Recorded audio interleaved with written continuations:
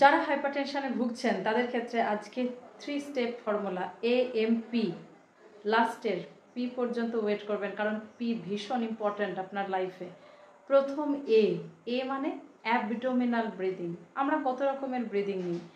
আমরা mainly breathe করি through chest, কিন্তু আরেকটা ব্রিদিং সিস্টেমও আছে যেটা অ্যাবডোমিনাল ব্রিদিং। চেস্ট থেকে যখন আমাদের মুভমেন্টটা হয় তখন, মানে ব্রিদিং মুভমেন্টটা হয় তখন আমরা অ্যাক্টিভ মোডে থাকি, মানে সিম্প্যাথেটিক নার্ভাস সিস্টেম অ্যাক্টিভ থাকে। আর সিম্প্যাথেটিক নার্ভাস সিস্টেম মানে যত রকমের অ্যাংজাইটি, টেনশান, অফিসের কাজ করছেন সবসময় সিম্প্যাথেটিক নার্ভাস সিস্টেম অ্যাক্টিভ থাকছে। তাহলে সেই সময় আপনার মন শান্ত থাকছে না অনেক বেশি মানে গভীর চিন্তায় মগ্ন থাকছে? অবশ্যই চিন্তাতে থাকছে। তাহলে যে মানুষদের হাইপার টেনশন হয় তাদের স্পেশালি চেস্টের ব্রিদিং হয়, মানে বারবার শ্বাস নেয় আর মুভমেন্টটা চেস্ট থেকে হয়। কিন্তু যখন আপনি অ্যাবডোমিনাল ব্রিদিং করবেন তখন আপনার প্যারাসিম্প্যাথেটিক নার্ভাস সিস্টেম অ্যাক্টিভ হবে এবং সেটা আপনাকে কনসেন্ট্রেট করে করতে হবে, যেটা যোগার একটা প্রসেস। তাহলে অ্যাবডোমিনাল ব্রিদিং যদি করতে পারেন তাহলে আপনার অ্যাক্টিভ মোড থেকে প্যাসিভ মোডে চলে এলো। তাহলে আপনার টেনশন কোথায় গেল? উধাও হয়ে গেল। কিন্তু সেটা প্র্যাকটিস করতে হয়। আমাদের বেশিরভাগ সময় প্র্যাকটিস থাকে চেস্ট ব্রিদিং। তাহলে অ্যাবডোমিনাল ব্রিদিংকে করতে হলে ইন্টেনশনালি আপনাকে সারা দিন প্র্যাকটিস করতে হবে এবং করে দেখতে হবে যে আপনার টেনশন কতটা কমছে। কীরকম অ্যাবডোমিনাল ব্রিদিং? প্রথমে পেটের উপরে হাতটা রাখবেন। পেটের উপর হাত রাখার পরে ফোর্সফুলি মানে এরকম নয়, আপনাকে নিজেকে ইন্টেনশনালি এবং একটু ট্রাই করে এক্সেল করতে হবে, মানে শ্বাসটাকে ছাড়তে হবে। যখন শ্বাস ছাড়বেন পেটটাকে ঢুকিয়ে নিতে হবে।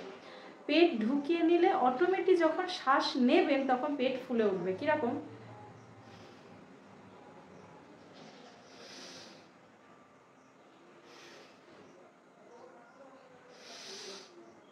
বোঝা গেল? একবার করে নিন আমার সাথে, চলুন।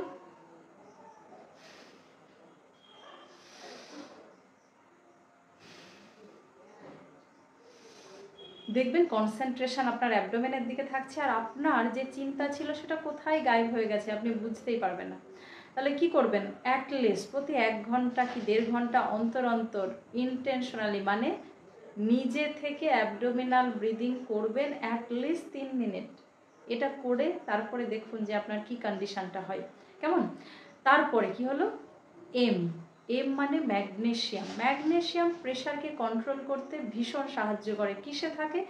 পামকিন সিড মানে কুমড়োর বীজ, তার সাথে গ্রিন ভেজিটেবলসে প্রচুর পরিমাণে, ভেজিটেবলসে এমনিই খনিজ পদার্থ একদম সমৃদ্ধ থাকে, তো গ্রিন ভেজিটেবলস আপনি অবশ্যই খাবেন ম্যাগনেশিয়ামের জন্য।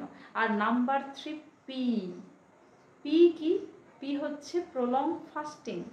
হাইপারটেনসিভ যারা, তারা যদি বারবার খেতে থাকেন তাহলে আপনার চেস্ট ব্রিদিংও বাড়তে থাকবে আর আপনার মেন্টাল অ্যাংজাইটিও বাড়তে থাকবে। তার সাথে বারবার খাওয়ার জন্য কি হবে? আপনার স্টমাককে কাজ করতে হবে, তো সেইটাকে একটু অ্যাভয়েড করে প্রলং ফাস্টিং করুন।